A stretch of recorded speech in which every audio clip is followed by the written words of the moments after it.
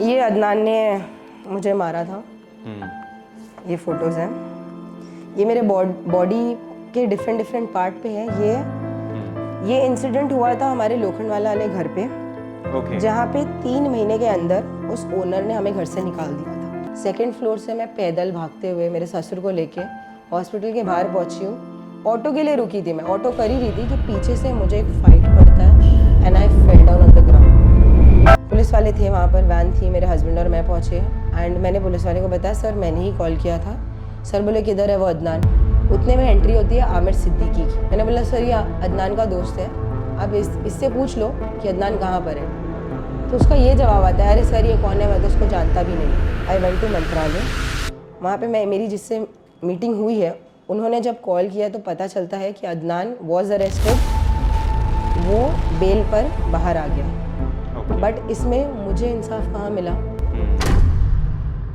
क्या रिद्धि सच में रिद्धि है, वो हिंदू ही है एंड ऑल दैट?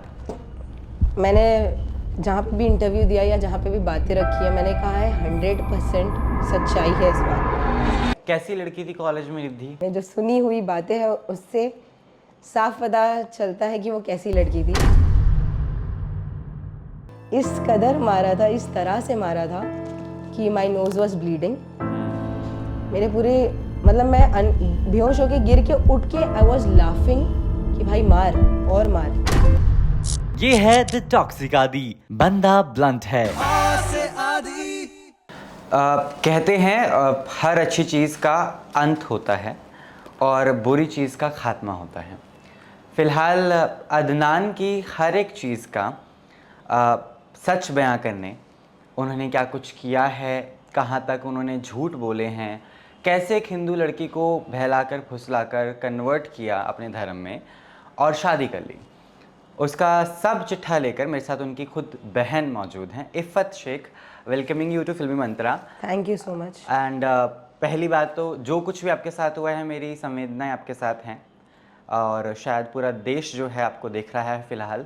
और इस बात का एक अलग एंगल जो आपने अभी निकाल के दिखाया, जो हम सिर्फ कैमरा पर देखते हैं, वो मैं खुद भी बोलता हूँ। बहुत बार दोस्त भी मुझसे पूछते हैं अरे बॉलीवुड कैसा है, लोग कैसे हैं। मैं हमेशा कहता हूँ सब झूठ है और शायद आप जैसे लोग, हम जैसे लोग ही सच को जो सामने लेकर आने की कोशिश करते हैं। आपके पास फ़ोटोज़ हैं कि कैसे अदनान आपको मारता था बहुत। हाल फिलहाल में बहुत चीज़ें हुई, एक शादी हुई जो हर जगह वायरल हुई, जहाँ पर अलग अलग लोगों को बुलाया गया, बड़ा सारा दावत का इंतज़ाम किया गया, लेकिन सब फेक है। इफ़त, क्या कुछ चल रहा है हाल फिलहाल में, वो मुझे आप थोड़ा सा बताएं ताकि जनता भी थोड़ा देखे, जाने, पहचाने। अभी हाल फिलहाल में सैटरडे का इंसिडेंट हुआ है। सैटरडे में मेरे पेरेंट्स से मिलने गई थी हॉस्पिटल जी। तो हॉस्पिटल मुझे घर पे आना जाना अलाउड नहीं है। अदनान ने मना किया है कि ये घर पे नहीं आ जा सकती बिकॉज मैं यहाँ रहता हूँ, मैं भाड़ा देता हूँ, तो ये घर मेरा है तो यहाँ पे उसकी एंट्री नहीं है।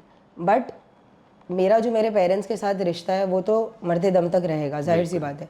अब मुझे जब पता चला कि मेरे डैड एडमिट है तो मैं हॉस्पिटल पहुंची बिना किसी को इन्फॉर्म किए। मैं मेरे ससुर के साथ, माय फादर इन लॉ के साथ मैं हॉस्पिटल पहुंची।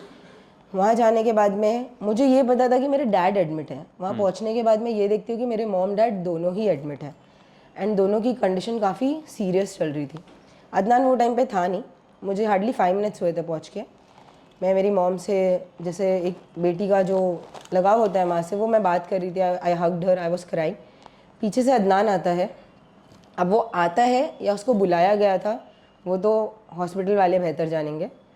वो आता है, वो बोला ये यहाँ पे क्यों आई है। ही क्वेश्चनड माई फादर टोल्ड कि बेटा उसको पता चला है तबीयत ठीक नहीं है तो वो इस वजह से आई है, क्या हो गया। उसका सेकेंड सेंटेंस था कि जो मेरी औरत की फ़ोटोज़ वायरल कर रहा है ना, उसकी तो मैं डैश डैश डैश। ही यूज्ड एन अब्यूजिव वर्ड। उसके बाद मैंने क्लियरली बोला, मैंने अब्बा को बता दी हूँ कि मैंने कुछ भी नहीं करी हूँ। उसने बोला तू चुप बैठ। Then again he started giving bad words. उसने जब गाली दी तो मैंने ये कहा कि तू जिसके लिए गाली दे रहा है वो होगी। ये चीज़ पे वो बहुत ज़्यादा इंस्टिगेट हो गया। ही जम्प्ड, मतलब ज़्यादा दूर नहीं था बेड के, वो साइड था, वो आके मुझे 2-3 लाफा रख दिया। उतने में मेरे फादर इन लॉ, जो उनके साथ एक डॉक्टर आए हुए थे, डॉक्टर तौकीर, वो आके रोकने लगे। मेरे फादर इन लॉ बाजू में ही थे। जैसे ही उन्होंने रोकने की कोशिश की, ही किक्ड हिम, ही फेल डाउन। मेरे अब्बा जिनका ऑपरेशन इंजेक्शन से उनको पानी निकाला जा रहा है, वो बेड से खड़े हो गए, अदनान को पकड़ लिए। स्टाफ आ गया, जमा हो गया, ही स्टार्टेड शाउटिंग स्क्रीमिंग। मेरे फादर ने मुझे बोला जल्दी निकलो यहाँ से, मेरे को और मेरे ससुर को। सेकंड फ्लोर से मैं पैदल भागते हुए मेरे ससुर को लेके हॉस्पिटल के बाहर पहुँची हूँ। ऑटो के लिए रुकी थी मैं, ऑटो कर ही रही थी कि पीछे से मुझे एक फाइट पड़ता है and I fell down on the ground and मेरा हिजाब खुल गया, मेरा फेस दिख गया। मुझे छोड़ के वो मेरे फादर इन लॉ थोड़ा सा ही आगे बस स्टॉप है वहाँ थे, उनको मारने लगा। माई father in law is a heart patient, 3 stunt है उनको फिट किया गया है। उनको उसने जब मारा, ही फेल डाउन, उनका चश्मा टूट गया एंड ही बिकेम अनकॉन्शियस। उतने देर में आई वॉज स्क्रीमिंग कि कोई वीडियो बनाओ बिकॉज ये ऐसा मोमेंट था ना, it was the heat of the moment. मतलब इतने देर में I can not remove my camera and do the stuff. तो किसी ने कुछ किया नहीं, लोग आए फिर रोके वगैरह उसको। मैं मेरे ससुर को ली, ऑटो की मैंने वहाँ से, मैंने ऑटो वाले को बोला यहाँ पे नज़दीक कौन सा पुलिस स्टेशन है, he told Bangur Nagar police station. I took my father in law to Bangur Nagar police station. Over there मैं पुलिस वाले के सामने पहुँची थी, मेरे फादर इन लॉ का एक हाथ ऐसा गिरने लगा। पुलिस वाले ने बोला इनको पहले हॉस्पिटल लेके जाओ, उसके बाद हम कुछ भी लेंगे, बिकॉज उनकी जो कंडीशन है उस पर हम पहले फोकस करेंगे। मुझे मलाड का कोई आइडिया नहीं था कौन सी हॉस्पिटल है, क्या है। मैं उनको वहाँ से, मेरी समझ में जितना आया वो टाइम पे, मैं उनको वहाँ से लेके निकली हॉस्पिटल के लिए। I called my husband, I informed him, I told him to come. वो आए, मैंने 100 नंबर पे कॉल किया, एक पुलिस की वैन बुलाई मैंने अल्टीयूज हॉस्पिटल के नीचे कि ऐसा ऐसा इंसिडेंट हुआ है हॉस्पिटल के नीचे। Mean time my father in law was under medications, उनका ECG वगैरह कराया गया, लो BP था, मतलब हॉस्पिटलाइज बेसिकली उनको किया गया।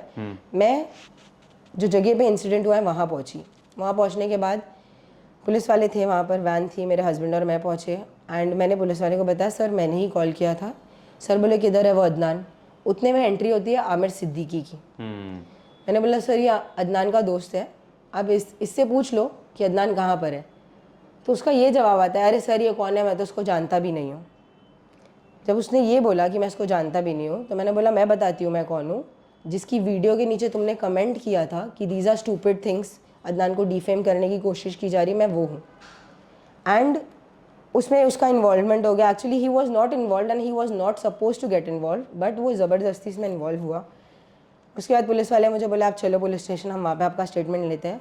मैं मेरे हस्बैंड के साथ पुलिस स्टेशन चली, वहाँ पे आमिर सिद्दीकी भी पहुँचता है। ये सब चीज़ें होते होते लाइक 12:30 बज चुके थे। रात के 2:30 बजे तक, 2:30 बजे मैं निकली हूँ पुलिस स्टेशन से, 2:30 बजे तक मेरा स्टेटमेंट चला है। कोई FIR नहीं ली सर ने। सर ने एक NC ली। मैंने सर को क्वेश्चन भी किया, जो कांस्टेबल था, मैंने उनको ये क्वेश्चन किया sir why not FIR, why NC? उनका ये जवाब था कि ना ही ब्लीडिंग हुई है, ना ही हड्डी टूटी है, क्योंकि एक्सरे रिपोर्ट वो टाइम नहीं निकली थी, एंड ना ही कोई ऐसा ग्रीवियस इंजरी हुआ है। तो FIR नहीं NC होती। मैंने भी वो टाइम सोचा ठीक है उनको ज़्यादा पता होगा, NC करा के मैं वहाँ से निकल गई। रास्ते में जाने के टाइम पे, अब मलाड से, I stay in Mahim, Malad से जाने के टाइम पे मेरे फादर इन लॉ को काफ़ी पेन हो गया हाथ में। रात के 3 साढ़े 3 बज चुके थे। मैंने बोला अभी चलते हैं हॉस्पिटल, सीधा hospital. I took him to Sion hospital. Sion hospital में मैंने उनका मेडिकल कराया, मेरा मेडिकल कराया, because he had kicked me also जी। और इनअप्रोप्रिएट प्लेसेस भी मुझे लगा था, तो मैंने दोनों का मेडिकल कराया। मेडिकल पे निकलता है कि he has a injury in his shoulder. वो करने के बाद में I reached out to a person, मतलब एक सोशल वर्कर है, उनको मैं रीच आउट करी। उन्होंने मेरी काफ़ी हेल्प की। नेक्स्ट डे हम गए पुलिस स्टेशन, हमने FIR लॉन्च की। तो यहाँ तक का इंसिडेंट हुआ था। FIR लॉन्च करने के बाद मुझे ऐसा फील हुआ कि मतलब कोई मतलब नहीं हुआ ये सारी चीज़ें करने के बाद, बिकॉज वो सरेआम घूम रहा था। जब FIR हुई उसके बाद उसका फ़ोन बंद आ रहा था, तो उसके जितने खास उसके टीम मेंबर्स हैं उनको कॉल करने के बाद किसी ने कॉल रिसीव नहीं किया। But yesterday I went to Mantralaya, वहाँ पे मेरी जिससे मीटिंग हुई है, उन्होंने जब कॉल किया तो पता चलता है कि अदनान वॉज अरेस्टेड, वो बेल पर बाहर आ गया है। बट इसमें मुझे इंसाफ कहाँ मिला? जो मेरे साथ पहले भी चीज़ें होती हुई आई है, लेकिन वो टाइम मैंने आवाज़ नहीं उठाई, बिकॉज मेरे मॉम डैड इन्वॉल्व रहते थे, माफ़ी वगैरह करा के ख़त्म कर देते और चीज़ें घर में होती थी। बट ये जो इंसिडेंट हुआ है ना, ये रोड पर हुआ है, हॉस्पिटल के अंदर और बाहर हुआ है। और मुझे मारा था वहाँ तक ठीक था। He has no right to hit my father in law. Yes. And ये चीज़ पे आई वॉन्ट जस्टिस। एंड उसके फैंस हैं, उसके सो कॉल्ड फैंस हैं, I don't know whether they are paid और अनपेड। मैं सोशल मीडिया पे लास्ट 4 to 5 ईयर्स से हूँ। आज तक मैंने मेरी कहीं पे भी फ़ोटो नहीं डाली है, never. I have never uploaded my photo और माई फेस। अब उसके जो सोशल मीडिया फैंस हैं वो मेरी फ़ोटोज़ डाल रहे हैं, और मेरी वो फ़ोटोज़ डाल रहे हैं जो मैंने रिद्धि जाधव, उनकी वाइफ, उसके साथ में खिंचाई थी। वो फ़ोटो में से उनकी वाइफ को क्रॉप कर दिया गया है और मेरी फ़ोटो डाली गई है। ओके। तो ये सारी चीज़ें हो रही हैं, और उसके नीचे कैरेक्टरलेस ये वो जो भी स्टेटमेंट वो लोग दे रहे हैं वो दिया जा रहा है। तो ये सारी चीज़ों पे मुझे जस्टिस चाहिए। एक तो गलत भी मेरे साथ हुआ है, आवाज़ भी मैंने उठाई है, और तो भी मुझे ही लोग गलत बोल रहे हैं कि फेम के लिए कर रही है, इसके लिए कर रही है आदि। अगर मुझे फेम चाहिए होता तो पहले मेरा बॉन्ड अदनान के साथ बहुत अच्छा था। हमारे कई ऐसे वीडियो है जो मैं डाल के फेम ले सकती थी, फेमस हो सकती थी। आज तक मेरी कॉलेज या मेरे स्कूल में किसी को पता नहीं था कि अदनान मेरा भाई है। ये चीज़ें तब रिवील हुई है जब इवेंट्स वगैरह पे मैं उनको लेके जाती थी एज अ जज, या कुछ ऐसा मौका पड़ता था, तब लोगों को पता चलता था। तो दे वर इन अ शॉक कि भाई इतने साल से हम थे साथ में तेरे, कभी बताया नहीं। क्योंकि मैं वैसी थी ही नहीं कि मैं बूस्ट करूँ कि अदनान मेरा भाई है, और मैं क्यों बूस्ट करूँ? क्या मतलब क्या है? Blind people have given him that fame कि वो आज वो मुकाम पे पहुंच गया है, एंड उसको लग रहा है कि वो जो सारी चीज़ें कर रहा है because of fame and money he can do whatever he wants. But this is not done. I'm fighting for the justice, and I will be fighting for the justice. Till the time I will get justice, मैं बोलूँगी, सरेआम बोलूँगी, सबके सामने बोलूँगी जो चीज़ें हुई हैं, and I know I'm right. मैं गलत हूँ नहीं तो मैं चुप नहीं बैठने वाली हूँ। ट्रू।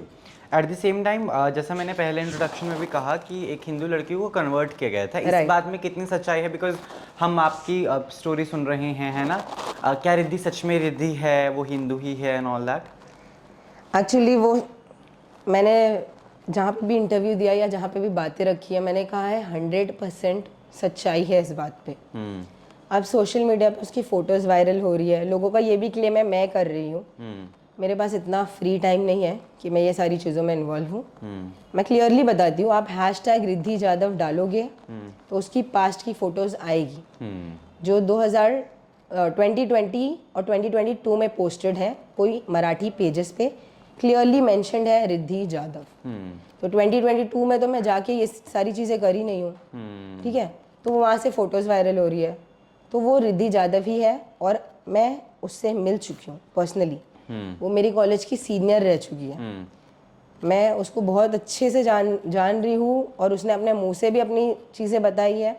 तो मेरी जितनी बात है उसमें 1% भी कोई झूठ या मैं अपने मन से नहीं बोल रही। फसाना नहीं है। राइट। कैसी लड़की थी कॉलेज में रिद्धि? देखो कॉलेज टाइम में तो मेरी उससे बातचीत नहीं थी, बिकॉज मैं उनसे काफ़ी छोटी हूँ। हालांकि जब मैं 11th में रहूँगी तब शायद वो पास आउट हो रही थी या कर चुकी होंगी, बट जहाँ तक मैंने सुना है उनके बारे में, जो सुनी हुई बातें हैं, उससे साफ पता चलता है कि वो कैसी लड़की थी। उसके पास्ट के बारे में भी काफ़ी चीज़ें उन्होंने खुद ने मुझे बताई है, और मुझे कॉलेज के टीचर्स से भी पता चली है। कल मैं कॉलेज ही गई थी। ओके। मुझे कॉलेज की मैम लोग से भी बहुत सारी बातें पता चली। अब वो जो जिसने भी मुझे बताई है वो अपफ्रंट आके नहीं बोलेंगे, because nobody wants to get involved in this. हर कोई कीचड़ नहीं उछालना चाहे, मतलब अगर उसके बारे में बोलेंगे तो अदनान कीचड़ उछालेगा ही हर किसी के ऊपर, तो वो इन्वॉल्व नहीं होना चाहता। लेकिन जहाँ तक मुझे पता है तो आई नो वेरी वेल कि वो कैसी लड़की है, क्या है। उस पर अगर मैं कमेंट कर दूंगी तो यू नो गलत हो जाएगा, बिकॉज वो मैं बोल ही नहीं पाऊंगी जो चीज़ें मैंने उसके बारे में सुनी है। बट इन शॉर्ट बोलना चाहूँगी कि मेरा जो भी पास्ट डाला जा रहा है अदनान के फ़ैन पेजेस पे, कि मेरा एक पास्ट रह चुका है। If you want I can share, क्योंकि अब सारी चीज़ें सोशली हो गई है। इफ़ यू वांट तो मैं वो भी बता सकती हूँ। हाँ, तो मेरी 2018 में एक शादी हुई थी, और उसके बाद because of domestic violence and जो भी चीज़ें हुई थी, मेरा डिवोर्स हुआ था। और ये डिवोर्स अदनान और मेरे फादर ने ही करवाया था। खुला नामा, बेसिकली जब एक लड़की डिवोर्स लेती है तो वो खुला होता है, एंड जो खुला नामा का पेपर था उसमें सिग्नेचर अदनान की ही थी। I was in depression for 4 years, मुझे मेजर डिप्रेशन डिसऑर्डर हुआ था because of all this incident. And ये जो फ़ोटो थी मेरी खुला नामा की या मेरे एक्स हस्बैंड के साथ में, ये मेरे पास और मेरे भाई के पास थी।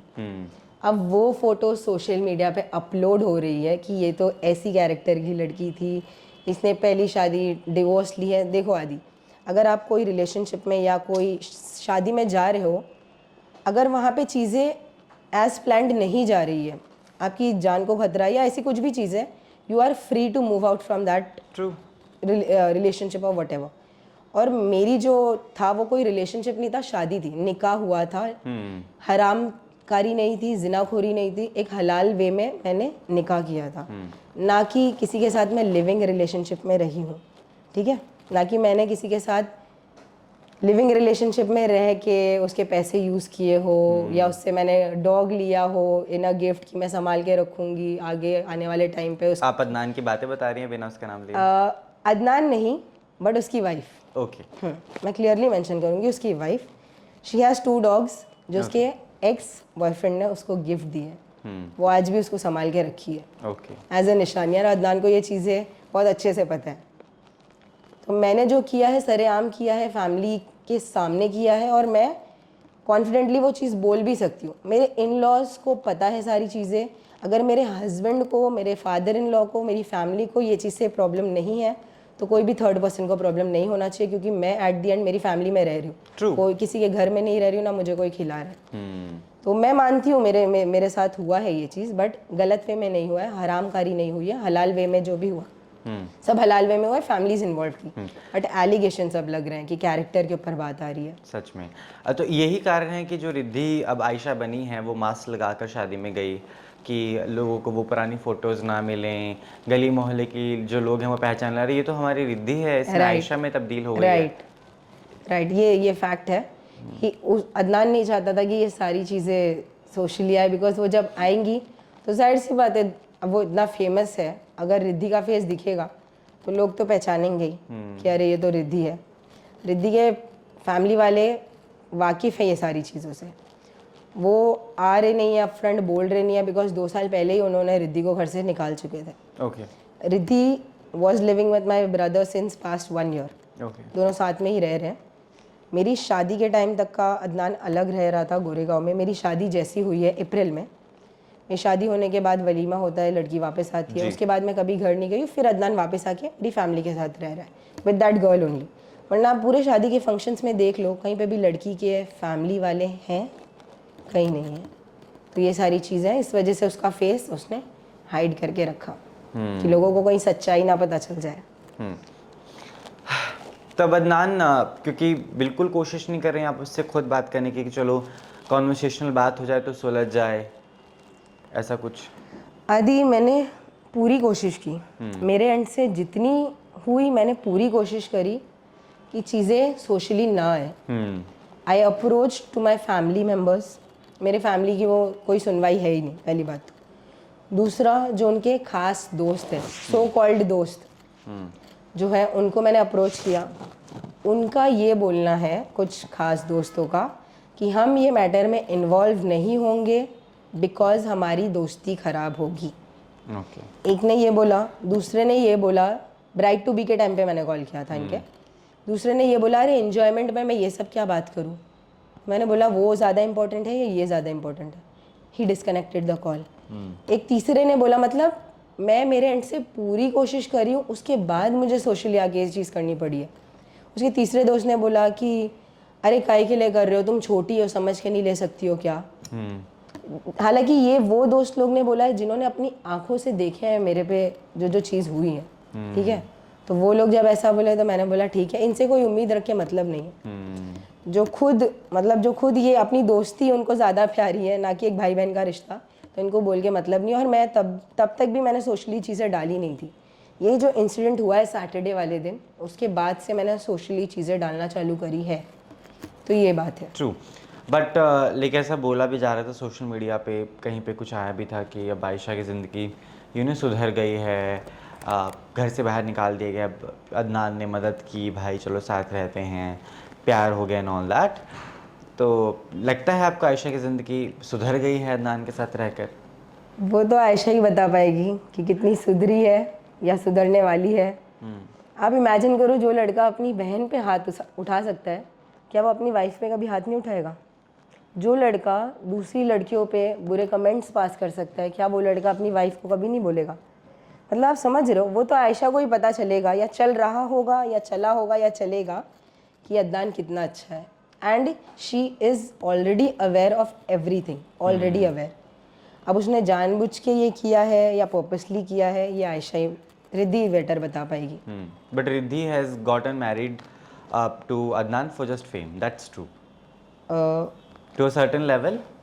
या you can say for a certain level it is true, because Adnan से मेरी जब डिस्कशन हुई थी, जब अदनान ने मुझे ये चीज़ें बताई थी, मैंने बोला भाई तुझे कोई और लड़की नहीं मिली। मेरा पहला यही था। मुझे रिद्धि से कोई प्रॉब्लम नहीं थी, प्रॉब्लम फैमिली की आ रही थी। बिकॉज आपको जैसा पता है हमारी फैमिली की सोच कैसी होती है कि अगर हम जो कास्ट से बिलोंग करते हैं वो कास्ट की लड़की है, गाँव घर की लड़की है। तो जब मैंने अदनान को ये चीज़ें बोली थी कि भाई 6 महीने में ऐसा क्या हो गया कि वो तेरे साथ ऐसा रिवर्ट होने के लिए, बुर्का पहनने के लिए, एयर होस्टेस की जॉब छोड़ने के लिए रेडी हो गई है। तो अदनान का ये रिप्लाई आया था, अदनान ने मुझे बोला था भाई रेंज रोवर है, फेम है, पैसा है, लोखंडवाला में घर है, कौन लड़की नहीं आएगी। ये अदनान का स्टेटमेंट था। तो कहीं ना कहीं अदनान भी इस चीज़ से वाकिफ़ है कि वो रिद्धि से आयशा की जो जर्नी है वो ये सारे कारणों के वजह से ही हुई है। आपके पास कुछ फोटोज़ भी हैं पुरानी, जहाँ पर आपके पास निशान है, आप दिखाना चाहेंगे वो? जी मैं दिखाना चाहूँगी। ये अदनान ने मुझे मारा था, ये फ़ोटोज़ हैं। ये मेरे बॉडी के डिफरेंट पार्ट पे है। ये इंसिडेंट हुआ था हमारे लोखंडवाला वाले घर पे, जहाँ पे 3 महीने के अंदर उस ओनर ने हमें घर से निकाल दिया था बिकॉज ऑफ दिस इंसिडेंट। अब कोई भी सोसाइटी ये नहीं चाहेगी कि वहाँ पे ऐसे लोग रहें जो मारपीट करें, राइट? तो ये इंसिडेंट होने के बाद में ओनर ने हमें, कौन से साल की बात है ये 2000, if I am not wrong, because इतनी चीज़ें हुई है लाइफ में, I can not recall also. If I am not wrong 2022 की बात है ये। एंड इंसिडेंट कुछ फेब या मार्च का है। और किस बात पे लड़ाई हुई थी? आई डोंट नो, लाइक ये बताऊंगी तो फ़नी लग रहा है मुझे। मेरी इंटर कॉलेजिएट मैच थी सुमैया कॉलेज में, मैं उसके लिए चली गई थी बिना बताए। तो मैं घर लेट आई थी। लेट आने के बाद में अदनान ने क्वेश्चन किया कि इतना लेट क्यों हुआ। बोला मैच के लिए गई थी। किससे पूछ के गई? मैंने बोला पूछ के जाती तो जाने नहीं देते एज ऑलवेज। तो बोला अगर पूछ लेती, अगर मैं अलाउ कर देता तो। मैंने बोला पास्ट में हुई है ना चीज़ें, नहीं की हो तभी बिना पूछे गई, और चले गई तो मुझे क्या ज़रूरत है किसी की परमिशन लेने की। He got up and he slapped मी। उसने जब मारा है तो जाहिर सी बात है बीच बचाव करने के लिए हम भी अपना हाथ पैर चलाते हैं।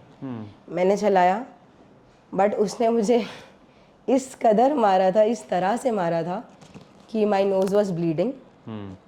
मेरे पूरे मतलब मैं बेहोश होके गिर के उठ के आई वॉज लाफिंग कि भाई मार और मार, क्योंकि मैं ढीठ हो गई थी कि भाई इतना कर रहा है। एंड विंडो, ये वॉचमैन और सोसाइटी को कैसा पता चला, जब उसने मारा मुझे, वो थक गया था, वो सोफे पे बैठा, मैं विंडो खोली, we were on the 3rd floor. मैंने वहाँ से गमला गिराया नीचे, प्लांट्स गिराने के बाद वॉचमैन ऊपर आया। एंड ये सारी चीज़ फिर लोगों को पता चली, सोसाइटी में पता चली।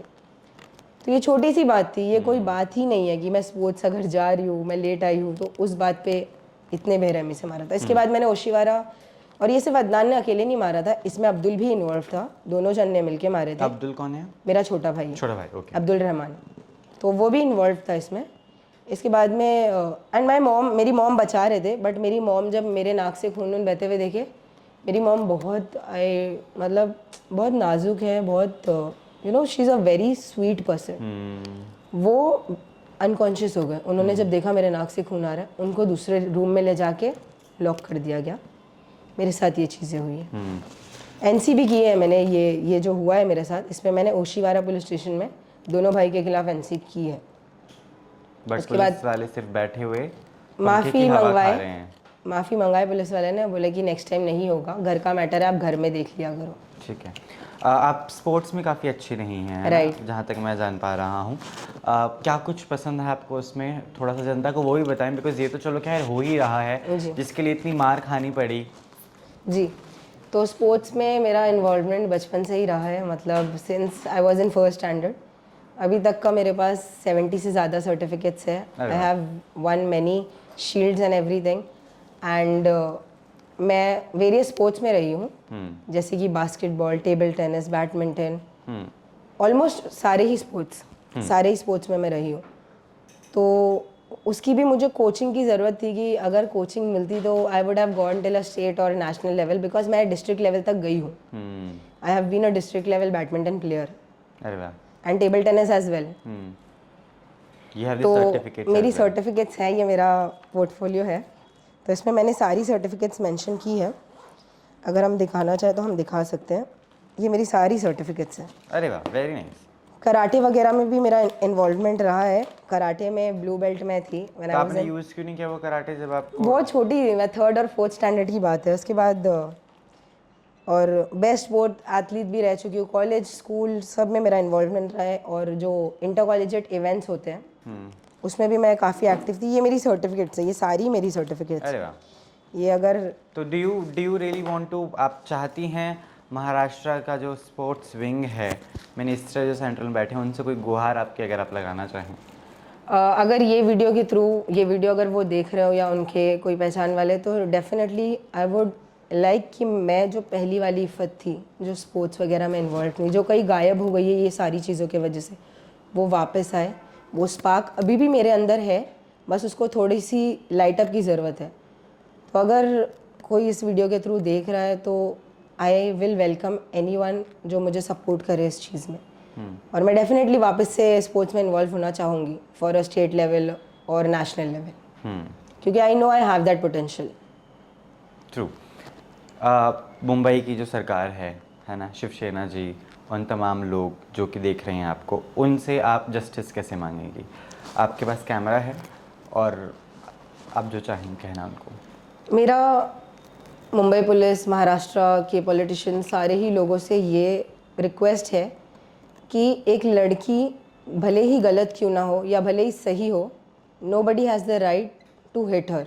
मारने का हक किसी पे भी नहीं है, किसी को भी नहीं है। और मेरे साथ जो चीज़ें हुई है उसकी जल्द से जल्द इन्वेस्टिगेशन की जाए, और जो सज़ा मिलती है as per the law, as per the constitution, वो उस इंसान को मिले। और मैं सारी गर्ल्स को, सारी वुमेंस को, सारी बहनों को ये बोलना चाहूँगी कि अगर आपके साथ ये चीज़ें होती है, मत सहो। सह के आज मेरी ये हालत हुई है कि इतने सालों से सहने के बाद आज मैंने आवाज़ उठाई है।